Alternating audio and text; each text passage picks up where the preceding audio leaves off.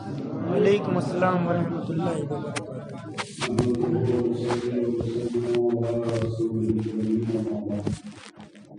وقد قال الله تبارك وتعالى في القرآن المجيد والفرقان الحميد: أعوذ بالله من الشيطان الرجيم، بسم الله الرحمن الرحيم. لا أقسم بهذا البلد وأنت حل بهذا البلد ووالد وما ولد. آمنت بالله صدق الله مولانا العظيم وبلغنا رسوله النبي الأمي الكريم، ونحن على ذلك لمن الشاهدين والشاكرين والذاكرين، والحمد لله رب العالمين. آئیے سب سے پہلے ہم اور آپ سبھی حضرات مل کر نبی رحمت، شفیع امت، مالک جنت، سراپا رحمت، مکی سرکار، مدنی تاجدار، دونوں عالم کے مالک و مختار، سید ابرار و اخیار، رسول اکرم، نور مجسم، رحمت عالم، تاجدار عرب و عجم، احمد مصطفیٰ محمد مصطفیٰ صلی اللہ تعالی علیہ وسلم کی مقدس بعظمت بارگاہ میں بآواز بلند درود پاک کا نذرانہ پیش کرتا ہوں۔ اللہم صلی علی سیدنا شفیعنا حبیبنا مولانا محمد وآلہ وسلم، صلاۃ و سلام علیک یا رسول اللہ صلی اللہ تعالی علیہ وبارک وسلم۔ سب سے پہلے میں دل کی عطا گہرائیوں سے مبارکباد پیش کرتا ہوں بوردئی کے سبھی سنی زندہ دل مسلمانوں کو، بالخصوص اس مسجد کے صدر اعلیٰ عالی جناب محمد زبیر خان صاحب عرف بابا بھائی اور ان کے جملہ ساتھی شفیع بھائی، حبیب بھائی، جتنے لوگ ہیں میں سب کا نام نہیں جانتا، مگر اللہ کے گھر کے لیے جتنے لوگ کام کر رہے ہیں اللہ ان کو بھی جانتا ہے، ان کے کام کو بھی جانتا ہے۔ اور ایک نام اگر نہ لوں تو بات ادھوری رہ جائے گی۔ جس دن دوبارہ اس مسجد کو شہید کرنے کے بعد تعمیر کا سلسلہ شروع ہونے جا رہا تھا، شہر کے دیگر علماء کرام اور بہت سارے عوام اہل سنت میں لوگ موجود تھے۔ محمد زبیر خان اور بابا بھائی نے جب بات آئی پہلا پھاڑا چلانے کی تو مجھ سے گزارش کیا کہ حضرت آپ پہلی کدال چلا دیں۔ میں نے نظر دوڑائی، شہر کے علماء کرام موجود تھے، عوام اہل سنت میں نامور لوگ موجود تھے۔ میں نے مناسب یہ سمجھا کہ یہاں بڑے بڑے علماء کرام میں سے چنیدہ لوگ موجود ہیں، مگر عالم ہیں، حافظ ہیں، قاری ہیں۔ علماء کرام کو نائب رسول کہا جاتا ہے۔ میں نے دیکھا نائب رسول کہلانے والے 1 درجن کے قریب لوگ موجود تھے، مگر ان میں آل رسول اگر کوئی تھا تو ایک شخص تھا جس کو لوگ سید غلام حیدر کے نام سے جانتے ہیں۔ ہم نے کہا بابا بھائی آل رسول سے اگر ابتدا ہو جائے تو انشاءاللہ آل رسول کی برکت سے کام جلد از جلد پائے تکمیل کو پہنچ جائے گا۔ اور الحمدللہ دیکھتے ہی دیکھتے یہ شاندار عالی شان مسجد کی چھت جس کے نیچے آپ تشریف فرما ہیں، یہ محنت جہاں اس بستی کے اور لوگوں کی ہے، وہاں سب سے زیادہ اگر کسی کی محنت ہے تو سید غلام حیدر صاحب کی ہے۔ انشاءاللہ بہت جلد باقی کام اسی طرح اگر قربانیاں شامل رہی تو پہلے تکمیل کو جو کام ادھورا ہے وہ بھی پہنچ جائے گا۔ دعا فرمائیے اللہ تعالیٰ اس مسجد کا کام جلد از جلد مکمل فرما دے۔ محبت سے کہہ دیجیے آمین۔ اور ابھی آپ نے دو نوجوانوں سے جو کلام سماعت فرمایا، اس میں محنت ہے اس مسجد کے خطیب و امام حضرت مولانا شکیل رضا صاحب کی، جنہوں نے دو نوجوان ایسے تیار کر دیے کہ آپ شاداب پیکر، شکیل و شاداب پیکر ان کو 20-20 ہزار روپیہ دے کر کے بلاتے ہو، لیکن الحمدللہ ایک انقلاب برپا کر دیا دونوں بھائیوں نے مل کر کے۔ اور ان سے پہلے ہمارے شفیع بھائی نے بہت اچھے انداز میں کلام پیش فرمایا، اور ہماری جماعت کے بہترین عالم دین حضرت علامہ مولانا شہزاد رضا صاحب نے بھی کلام پیش کیا، آپ نے سماعت فرمایا۔ اور میں دیکھ رہا ہوں کہ ہمارے جنتا نگر مسجد کے صدر صاحب جناب شاکر علی صاحب کل مسجد الانبیاء آپ تشریف لائے، اور الحمدللہ آج اس مسجد میں شریک ہیں۔ ایسے ہی اگر دیگر مسجد کے صدر میں محبت پیدا ہو جائے، خلوص پیدا ہو جائے، تو پھر ایک نیا انقلاب آ سکتا ہے۔ مگر ہم نے پرسوں کے جلسے میں بھی کہا، آج پھر آپ کے درمیان کہہ رہا ہوں کہ بہت سارے ایسے اس زمین پر صدر کہلانے والے لوگ موجود ہیں کہ اگر ان کو مسجد کا یا مدرسے کا صدر بنا دیا جائے تو کچھ ایسے ہیں، میں سب کی بات نہیں کرتا، وہ کیا سمجھتے ہیں کہ ہم کو صدر بنا دیا گیا ہے، ہم جو چاہیں وہ کریں۔ ایسا ہرگز نہیں ہے، بلکہ اگر کسی کو مسجد کا صدر بنایا جائے یا مدرسے کا صدر بنایا جائے تو اسے بار بار اللہ کی بارگاہ میں سر جھکا کر کے اللہ کی بات کی بیان کرنا چاہیے کہ یہاں بستی میں دیگر لوگ موجود ہیں، مگر اللہ نے چنا ہے تو ہم کو چنا ہے۔ اللہ نے ہمیں اس لائق بنایا ہے کہ اپنے گھر کے لیے، مدرسے کے لیے، مسجد کے لیے آپ کو چنا ہے۔ یہ کم سعادت کی بات نہیں ہے، پیسے والوں کی دنیا میں کمی نہیں ہے، مالداروں کی دنیا میں کمی نہیں ہے، مگر نہ سب کا مال لگتا ہے، نہ سب کو موقع ملتا ہے۔ اللہ سب سے اپنے گھر میں، اللہ سب کو موقع نہیں دیتا ہے کہ وہ اللہ کے گھر میں تعاون کرے۔ اللہ سب کو موقع نہیں دیتا ہے کہ ذکر رسول میں وہ آ جائے۔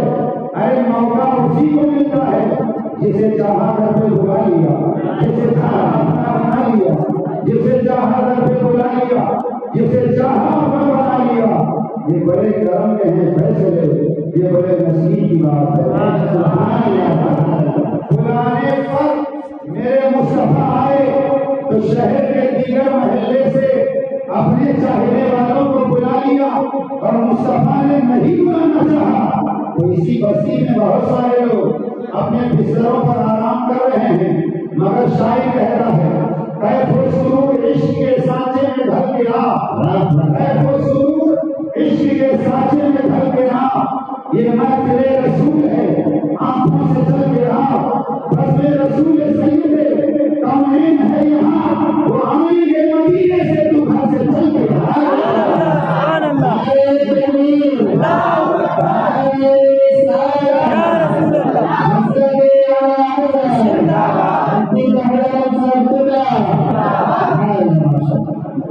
رسول سید کونین ہے یہاں، وہ آئیں گے مدینے سے تو گھر سے چل کے آ۔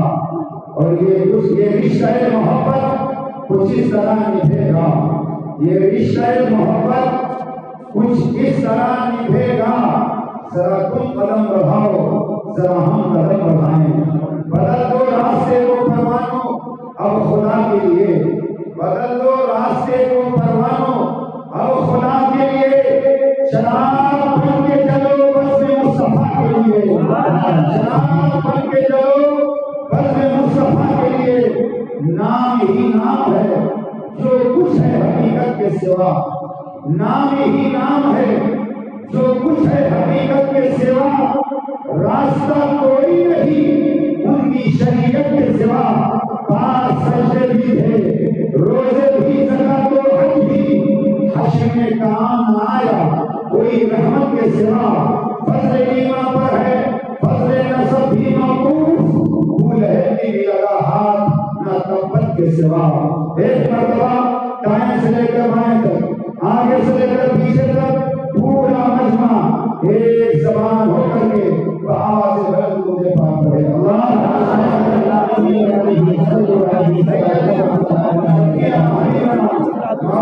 محمد وسلم صلاۃ و سلام علیک یا رسول اللہ صلی اللہ علیہ وسلم۔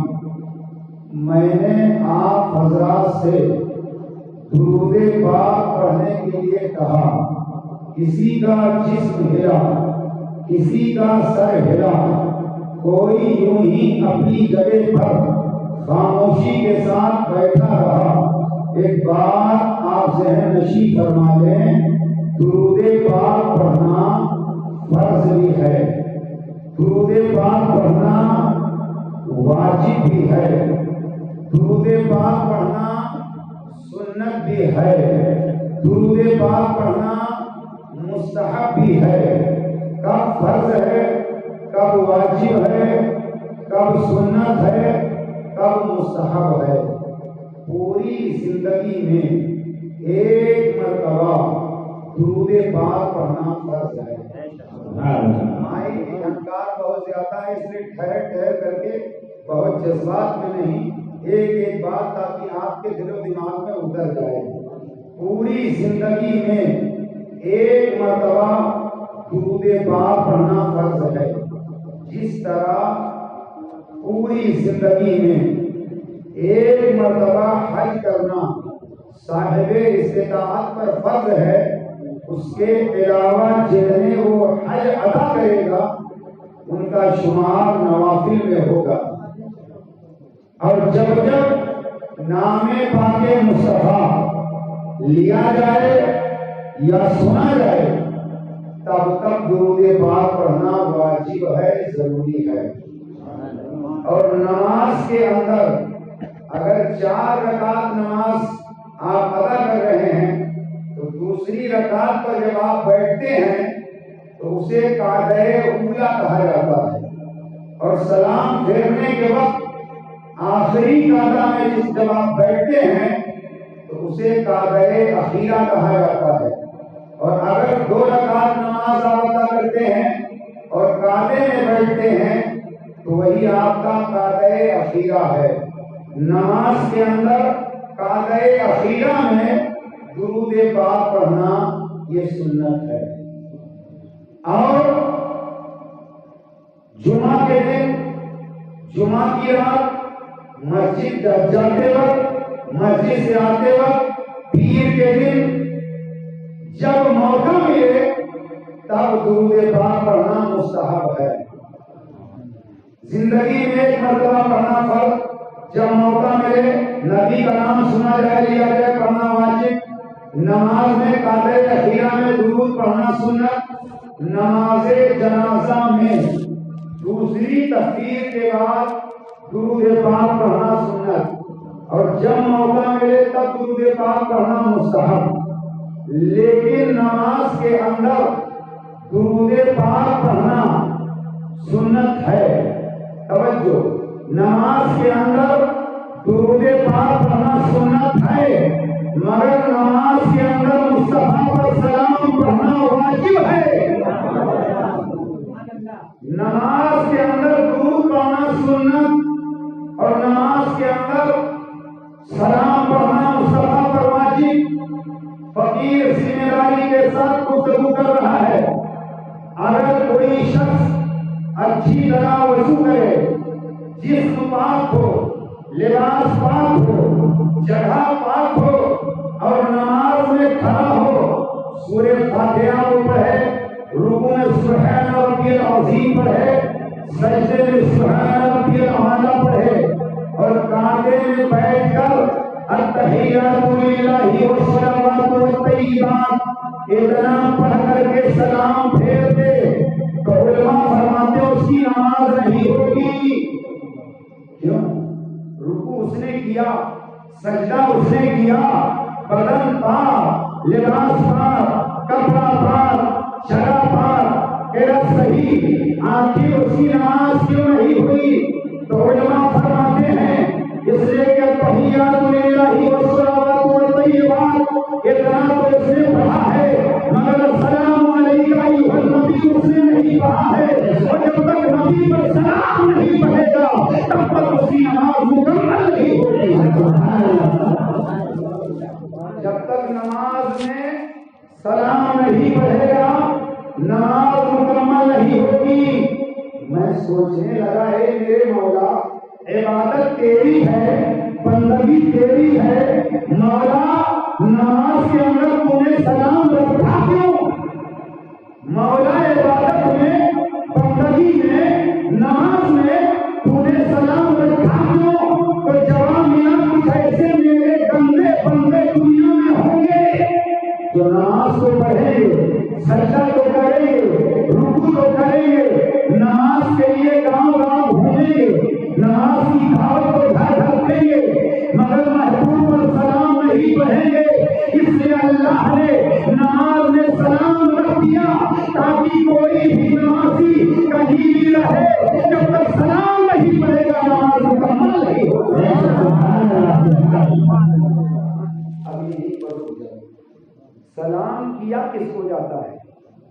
سلام اس کو کیا جاتا ہے جو سلام سنتا ہو، سن کر کے جواب دیتا ہو. سلام اس کو نہیں کیا جاتا جو نہ سلام سنتا ہو نہ جواب دیتا ہو. آپ نے کرسی کو کبھی سلام نہیں کیا، کرسی صاحبہ السلام علیکم، کرسی صاحبہ، کیونکہ آپ جانتے ہو کرسی بے جان ہے، کرسی نہ سلام سنتی ہے نہ سن کر کے جواب دیتی ہے. آپ نے مسجد کے دیواروں کو، مکان کی دیواروں کو کبھی سلام نہیں کیا، کیونکہ آپ جانتے ہو دیواریں نہ سلام سنتی ہیں نہ جواب دیتی ہیں. سلام کس کو کیا جاتا ہے؟ جو سنتا ہو، جواب دیتا ہو. کوئی بستر پر سو رہا ہو، سہانے کھڑے ہو کر السلام علیکم سلام کرنے کی اجازت نہیں، کیونکہ سونے والا سو رہا ہے. توجہ، سلام اسے کیا جاتا جو سلام سنتا ہو، سن کر جواب دیتا ہو. حضرات توجہ فرمائیے، نماز کے اندر مصطفیٰ اگر سلام سنتے ہیں یا سلام نہیں سنتے ہیں، اگر کوئی سلام سے انکار کرے تو اس نمازی کو پکڑ کر اتنا پوچھ لینا، جب نماز کے اندر التحیات میں مصطفیٰ کو سلام کرتے ہو تو نبی سنتے ہیں کہ نہیں، نبی سنتے ہیں کہ نہیں. اگر وہ کہے نہیں سنتے تو کہنا کہ سلام کیوں کرتے ہو، اگر کہے سنتے ہیں تو کہہ دینا جب مصطفیٰ نماز میں سلام سنتے ہیں تو نماز کے باہر بھی سنتے ہیں. جب مصطفیٰ نماز کے اندر سنتے ہیں تو نماز کے باہر بھی سنتے ہیں. اور نماز خالی کوٹئی میں لوگ پڑھتے، پوری دنیا میں مسلمان جہاں جہاں ہیں نماز پڑھتے ہیں. تو پانچوں وقت کعبے میں بیٹھ کر دنیا کے کونے کونے سے لوگ کہتے ہیں السلام علیکم ایھا النبی، السلام علیکم ایھا النبی، سلام ہو آپ پر اے غیب بتانے والے مصطفیٰ. گویا امریکہ میں نمازی بیٹھ کر مصطفیٰ پر سلام پڑھتا ہے، امریکہ میں بیٹھ کر نمازی مصطفیٰ پر سلام پڑھتا ہے، چین میں بیٹھ کر مصطفیٰ پر نمازی سلام پڑھتا ہے، ہندوستان میں بیٹھ کر مصطفیٰ پر نمازی سلام پڑھتا ہے. پتا چلا پوری دنیا سے ایک ہی وقت میں نہ معلوم کتنے لوگ مصطفیٰ پر سلام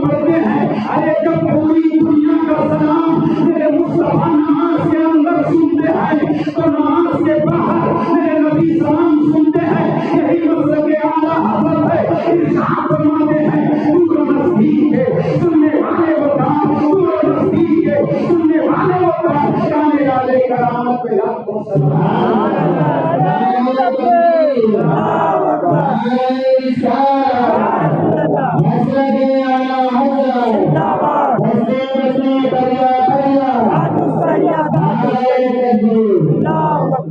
کچھ لوگ کہتے ہیں کہ اگر مدینے میں جا کر مزار مصطفیٰ کے قریب کھڑے ہو کر سلام پڑھو تو مصطفیٰ سنتے ہیں، اور دور سے پڑھو تو پہنچایا جاتا ہے۔ میں نے کہا پہنچاتا کون ہے؟ کہاں فرشتے۔ پہنچاتا کون ہے؟ فرشتے۔ مدینے میں کھڑے ہو کر پڑھو نبی سنتے ہیں، دور سے پڑھو پہنچایا جاتا۔ کون پہنچاتا؟ فرشتے۔ میں نے کہا جب بھی تو ہمارا مسئلہ حل ہے، کہا وہ کیسے؟ میں نے کہا کہ پہنچانے والے فرشتے، اور فرشتے ہیں کون؟ یہ میرے نبی کے غلام ہیں۔ ارے جب فرشتے سلام اگر سنتے نہیں تو پہنچاتے کیسے ہیں؟ سلام سنتے نہیں تو پہنچاتے کیسے ہیں؟ ارے جن کا غلام اتنا سنتا ہو، نبیوں کا امام کتنا سنتا ہو۔ سبحان اللہ، سبحان اللہ۔ سننے والے کو کام کرنے والے کا نام ہمارے اور آپ کے کان کا حال یہ ہے، ہمارے اور آپ کے کان کا حال یہ ہے۔ اور آج تو سائنس نے مسئلہ حل کر دیا۔ بورڈئی کے گڑی پر کھڑے ہو اور یہاں سے موبائل نکالو، امریکہ میں آپ کا کوئی پہچان کا ہے، یہاں نمبر ڈائل کرو اور امریکہ والے کو سلام کرو۔ بورڈئی کے گڑی میں کھڑے ہو کر امریکہ والے کو سلام کرو، وہاں سن لیتا ہے۔ راستے میں کوئی وائر نہیں ہے، راستے میں کوئی تار نہیں ہے، فرق اتنا ہے کہ نیٹ ورک ہونا چاہیے۔ اگر نیٹ ورک نہیں ہے تو سم چاہے جیو کا ہو، چاہے بی ایس این ایل کا ہو، چاہے ایئرٹیل کا ہو، سم کوئی بھی ہو، اگر نیٹ ورک نہیں ہے تو سلام و کلام نہیں ہوگا۔ اب بھی نہ سمجھو گے تو کب سمجھو گے؟ حضرات چاہے بورڈئی کی ڈگری ہو، چاہے سیوی کا کوئی کنارہ ہو، آپ کہیں بھی کھڑے ہو، فرشتے مصطفیٰ سے آپ کے دل کا نیٹ ورک لگ چکا ہو، آپ سلام پڑھو، مصطفیٰ مدینے میں سنیں گے۔ نزدیک کے سننے والے وہ کام، جانے والے کرامت پہ لاکھوں سلام۔ ہم اور آپ 2 کلو 4 کلومیٹر بغیر وسیلے کے نہیں سن سکتے، لیکن اعلیٰ حضرت فرماتے ہیں دور و نزدیک کے سننے والے وہ کام۔ میرے نبی کی شان یہ ہے، جس طرح میرے نبی قریب والے کی آواز سنتے ہیں، ایسے ہی دور والے کی آواز سنتے ہیں۔ اور وہ دوری نزدیکی ہمارے آپ کے لیے ہے، مگر مصطفیٰ برابر سنتے ہیں، یکساں سنتے ہیں۔ حدیث سمجھ کرو، آقا فرماتے ہیں انی اسمع ما لا تسمعون، بے شک جو میں سنتا ہوں وہ تم نہیں سنتے۔ مصطفیٰ فرماتے ہیں جو میں سنتا ہوں وہ تم نہیں سنتے۔ اب جب اتنا آپ نے جان لیا، اور ایک لطیف نکتہ اور آپ سنیں، آپ رہتے ہو ایک سیونی میں، آپ کا دوست رہ رہا ہو چین میں یا ان کے شام میں کہیں بھی رہ رہا ہو، فیس بک کا زمانہ ہے، انٹرنیٹ کا دور ہے، آپ نے بغیر تصویر کے اپنے دوست کو سلام کیا، ادھر سے اس نے جواب دیا، سلام و کلام کا سلسلہ برابر جاری رہا۔ چند دنوں کے بعد جب آمنا سامنا ہوا، پہچاننے میں ٹائم نہیں لگے گا، آپ کہو گے میں وہ ہوں جو آپ کو سلام کرتا تھا، وہ کہے گا اچھا میں آپ کو جواب دیتا تھا۔ پتہ چلا اگر کنیکشن ہے تو پہچاننے میں ٹائم نہیں لگے گا۔ قبر کی تاریخی کو یاد کرو، جہاں باپ ساتھ چھوڑ دے گا، بھائی ساتھ چھوڑ دے گا، دوست ساتھ چھوڑ دے گا، رشتے دار ساتھ چھوڑ دیں گے، بیوی ساتھ چھوڑ دے گی، بیٹا سے بیٹھ کر کے چائے پینے والے ساتھ چھوڑ دیں گے۔ اس قبر کی تاریخی میں جہاں بنے طرح آپ کو لے کر کے لوگ چلے آئے، جب قبر میں آپ طرح بچے، کوئی آپ مددگار نہیں ہے، اگر پکاریں گے قبر سے باہر آواز نہیں آئے گی۔ حضرات قبر میں تنہا آپ تھے اور اس تنہائی میں آپ گھبرا رہے تھے، تب تک کی جہاں میں آپ گھبرا مت۔ ارے تیرا بھائی ساتھ چھوڑ سکتا ہے، تیری بیوی ساتھ چھوڑ سکتی ہے،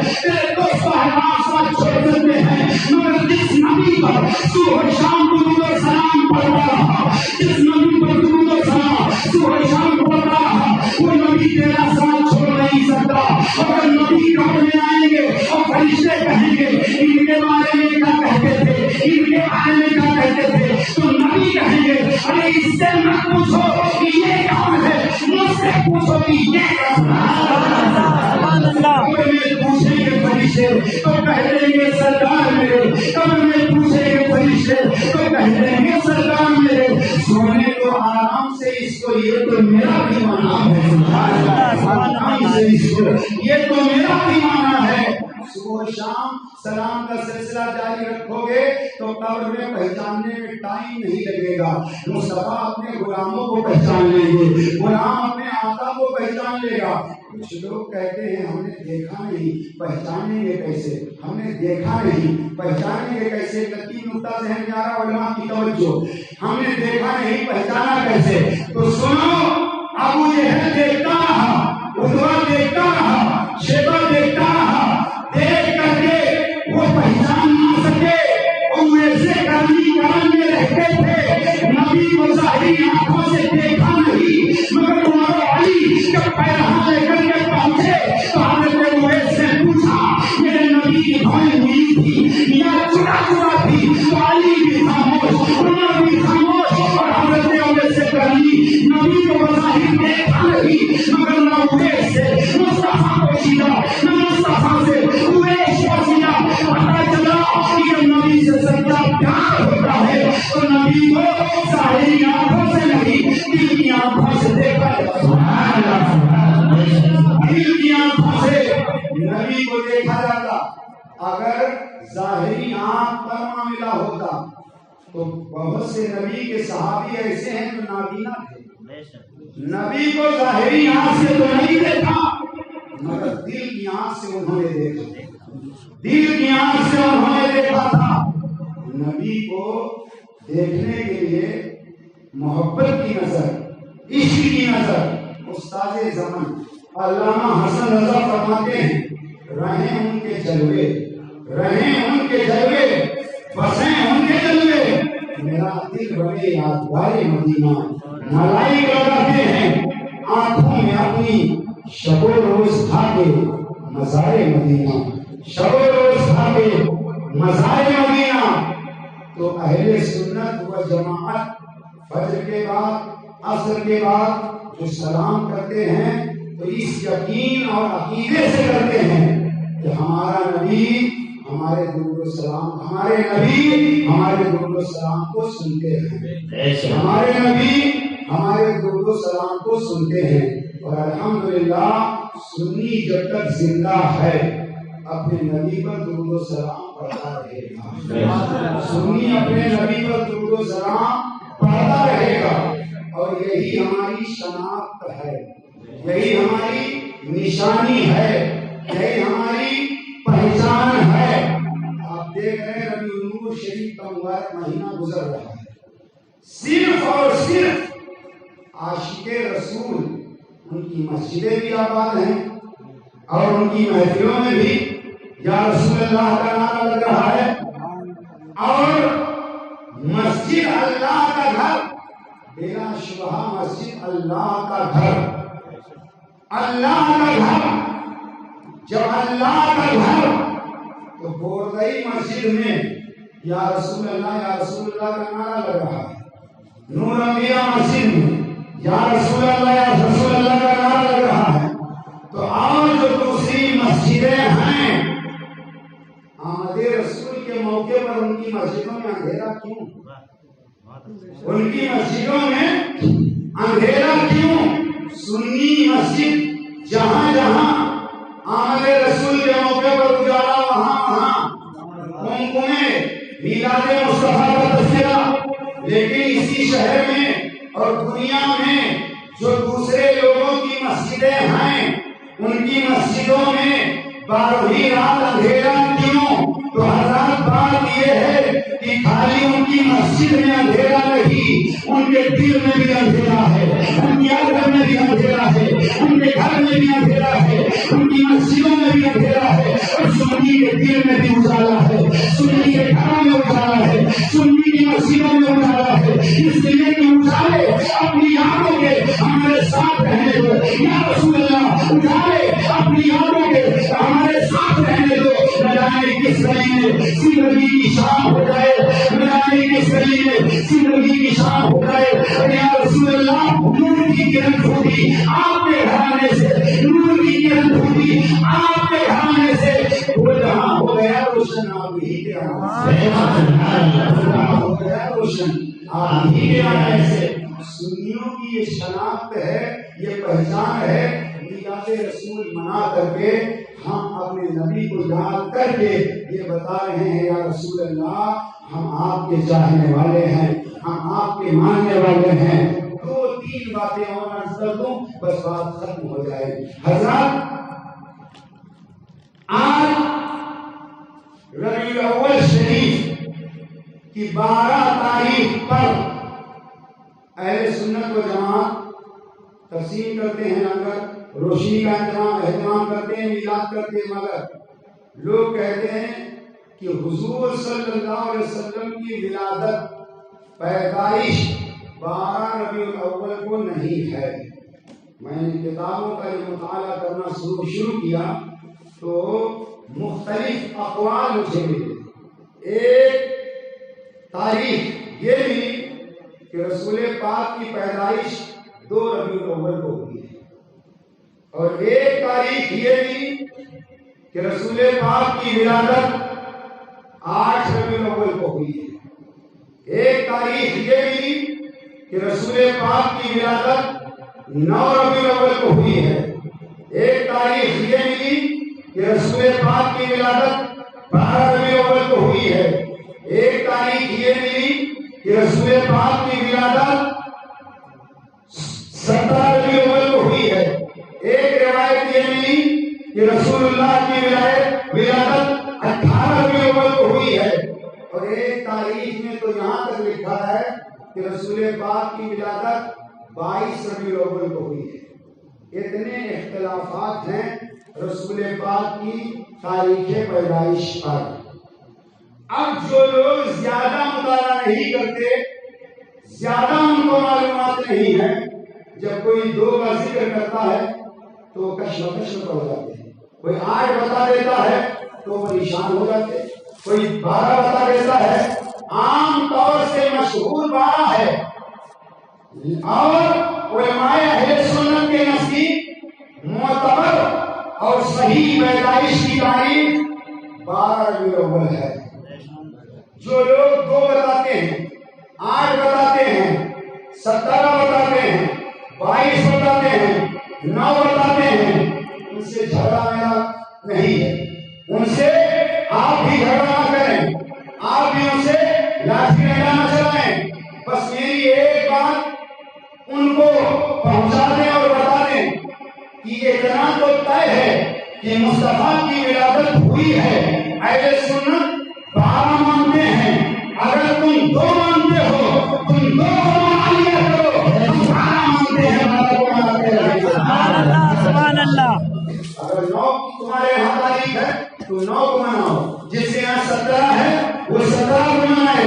ہم اہل سنت 12 کو مناتے تھے، 12 کو مناتے ہیں، ان کو منانا نہیں ہے، صرف اختلافات میں الجھا دینا ہے۔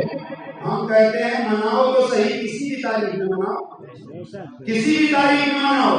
ایک جواب اور دے دوں، عام میں یہ مشہور کہ رسول اللہ 12 ربیع الاول کو پیدا ہوئے اور 12 ہی کو ان کا وصال ہوا۔ 12 کو پیدا ہوئے اور 12 ربیع الاول کو وصال ہوا۔ سنی کو دیکھو، 12 کو انتقال ہوا اور 12 کو خوشی منا رہے ہیں۔ 12 ربیع الاول کو تو غم منانا چاہیے، کیونکہ 12 ربیع الاول کو سرکار کی وفات ہوئی ہے۔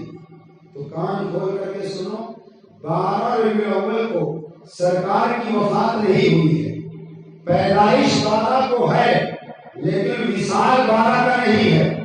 اور ان کے گھر کی کتاب دیوبندیوں کے بہت بڑے مولانا اشرف فیلی، انہوں نے 3 کتاب کے اندر بڑے دعوے داری کے ساتھ لکھا کہ حضور کی وفات 12 ربیع الاول کو نہیں ہے۔ ہماری بات نہیں مانتے، اپنے گھر کی مان لو۔ اشرف علی نے کہا 3 کتابوں میں لکھا، نشر الطیب، یہ کتاب میرے پاس موجود ہے، نشر الطیب کے اندر لکھا 12 کو حضور کی وفات نہیں۔ فتاوی امدادیہ میں لکھا 12 کو حضور کی وفات نہیں۔ الافاظۃ الیومیہ یہ بھی میرے پاس موجود، اس میں لکھا کہ 12 تاریخ سرکار کی وفات نہیں۔ تو جب تمہارے ابا کہہ رہے ہیں کہ 12 کو وفات نہیں ہے تو 12 پر آئے کیوں ہو؟ لیکن اگر 12 کی لگائے ہو کہ 12 تاریخ کو ولادت بھی ہے اور 12 کو وفات بھی ہے تو ولادت تو ہم مانتے ہیں کہ 12 کو ہے لیکن وفات 12 کی نہیں. لیکن اگر تم کہتے ہو کہ 12 کو وفات ہے تو حضرات اس لیے 12 کو خوشی نہیں منانا چاہیے کیونکہ 12 کو وفات ہے. تو آپ سے میں پوچھنا چاہتا ہوں آپ لوگ جمعہ پڑھتے ہو کہ نہیں پڑھتے ہو نا بھائی؟ تو بولو نا. ایک صاحب ان کا بیٹا گھوم کر کے دیر میں آیا تو ابا نے کہا کہاں سے آ رہے ہو؟ بیٹے سے پوچھا کہاں سے آ رہے ہو؟ تو بیٹے نے کہا ابا جمعہ پڑھ کے آ رہا ہوں. کہا آج تو جمعرات ہے جمعہ کیسے پڑھ کے آ رہے ہو؟ کہا ابا کیا بتائیں جمعہ کو بڑا رش رہتا ہے اس لیے ایک دن پہلے چلا.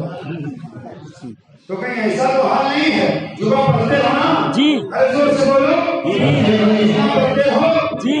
جمعہ کے دن حضرت آدم پیدا ہوئے. سبحان اللہ سبحان اللہ. جمعہ کے دن آدم پیدا ہوئے اور جمعہ ہی کو ان کا وصال ہوا. سبحان اللہ سبحان اللہ. اور جمعہ ہے کیا؟ ہمارے تمہارے نبی فرماتے ہیں الجمعۃ عید للمؤمنین. ایسے آقا نے فرمایا جمعہ کا دن مومنوں کے لیے عید کا دن. سبحان اللہ سبحان اللہ. جمعہ کا دن مومنوں کے لیے عید کا دن. سوال کیا؟ 12 کو ولادت 12 کو وفات تو 12 کو خوشی نہ مناؤ 12 کو غم مناؤ. جمعہ کے دن آدم پیدا ہوئے جمعہ کو وصال ہوا اور مصطفیٰ فرماتے ہیں جمعہ کا دن عید کا ہے جمعہ کا دن عید کا ہے. اب ان سے پوچھو جمعہ کا دن جو عید کا ہے خوشی جو مناتے ہو آدم کی ولادت کی خوشی مناتے ہو یا آدم کی وفات کی خوشی مناتے ہو تو وہ بولے گا کہ ہم آدم کی ولادت کی خوشی مناتے ہیں. ارے آدم پیدا ہو جمعہ کو وصال ہو جمعہ کو تو عید کا دن بن سکتا ہے. تو 12 تاریخ کو جو آدم کے نبی ہیں نوح کے نبی ہیں سلیمان کے نبی ہیں تمام نبیوں کے نبی ہیں اس نبی کا یوم پیدائش ہم اس لیے مناتے ہیں کہ نبی کی ولادت 12 کو ہے. اور اگر تم کہتے ہو 12 کو وصال بھی ہے تو یہ آدم کی پیدائش بھی جمعہ کو آدم کا وصال بھی جمعہ کو. جب جمعہ کے دن عید منائی جا سکتی ہے تو ربیع الاول جمعہ کو عید منائی جا سکتی ہے. سبحان اللہ سبحان اللہ. 12 کو عید منائی جا سکتی ہے. اور الحمدللہ یہ مغالطہ دیتے ہیں کہ صحابہ نے منایا کیا؟ صحابہ نے اس طرح جلوس نکالا جس طرح تم نکالتے ہو. تو صحابہ کا دور اور آج کا دور زمین و آسمان کا فرق ہے. اس دور میں غربت کا حال یہ تھا تندرستی کا حال یہ تھا کہ صحابہ پیٹ پر پتھر باندھ کر کے بھوکے رہ کر کے کبھی ایک کھجور پر 10 صحابہ اکتفا کرتے تھے. ایک صحابی منہ میں رکھتے نکال کر دوسرے کو دوسرا تیسرے کو. غربت تندرستی کا حال یہ تھا. اور کبھی تو صحابہ گٹھلیاں پھینکتے نہیں تھے. کھجور کھانے کے بعد گٹھلیاں پاس میں رکھ لیتے اور جب پیاس لگتی تو گٹھلی منہ میں ڈال کر کے باہر نکالتے تاکہ کچھ مٹھاس منہ میں آ جائے اور پانی 2-3 گھونٹ پی لیا جائے. اس دور میں جب قرآن نازل ہو رہا تھا تو کاغذ پہ قرآن نہیں لکھا جا رہا تھا. کاغذ موجود نہیں تھا. قرآن جب لکھا جا رہا تھا تو ٹھیکری پر پتھر پر چمڑے پر ان پر آیتیں سورتیں لکھی جا رہی تھی. اب اس زمانے میں جب کاغذ قرآن لکھنے کے لیے نہیں تھا تو جھنڈی بنانے کے لیے کہاں سے مل جاتا بہنے کے لیے کپڑا کہاں سے مل جاتا. اس دور کو تم لا کر کے دکھانا چاہتے ہو. صحابہ نے نہیں نکالا تم کیوں نکالتے ہو؟